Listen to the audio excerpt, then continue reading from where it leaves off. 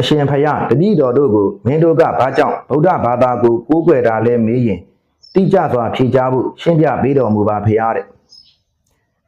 ဗုဒ္ဓဘာသာဤပန်းတိုင်ကဘာလဲလို့မေးရင်နိဗ္ဗာန်ပဲဖြစ်ပါတယ်နိဗ္ဗာန်ရောက်မှဗုဒ္ဓဘာသာဤပန်းတိုင်ကိုရောက်တယ်လို့ခေါ်ပါတယ်နိဗ္ဗာန်မရောက်သေးတဲ့၍ဗုဒ္ဓဘာသာဤပန်းတိုင်ကိုမရောက်သေးပါဘူးနော်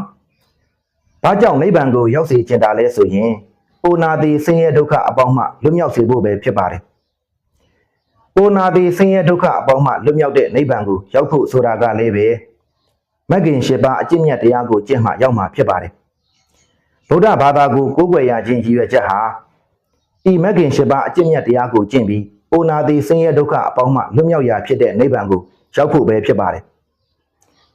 ရောက်ချင်တာမရောက်ချင်တာကတော့မိမိရဲ့အပိုင်းပါ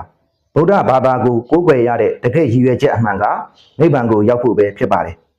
အဲ့ဒီအတိုင်းပဲပြန်ပြီးဖြေလိုက်ပါနော်